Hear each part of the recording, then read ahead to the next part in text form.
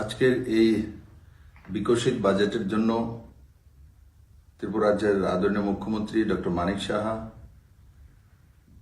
অর্থমন্ত্রী শ্রী প্রণজিৎ সিংহ রায় এবং ক্যাবিনেটের সমস্ত সদস্যকে আমি অনেক অনেক সাধুবাদ জানাই, শুভেচ্ছা জানাই।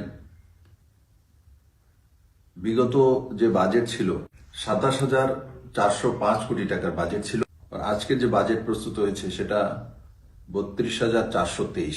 তার মানে আগের বাজেট চাইতে लगभग 20% বেশি। तो ये बजट दर्शाता है যে ত্রিপুরা রাজ্যের সার্বিক উন্নয়নের জন্য, বিকশিত ত্রিপুরা নির্মাণের জন্য ডক্টর মানিক সাহার নেতৃত্বে যেভাবে ক্যাবিনেটের সদস্যরা কাজ করছে তারই বহিঃপ্রকাশ এই বাজেটে হয়েছে। আর সঙ্গে সঙ্গে 3% ডিএ দেওয়া হয়েছে সরকারি কর্মচারীদেরকে, তারও ঘোষণা করা হয়েছে।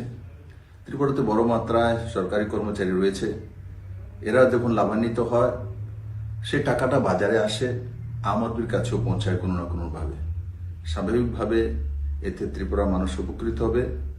বাজেট এক সকারাত্মক বাজেট, আর অন্তিম জন থেকে নিয়ে মধ্যমবর্গীয় সব দিকেই নজর রেখে বাজেটকে প্রস্তুত করা হয়েছে।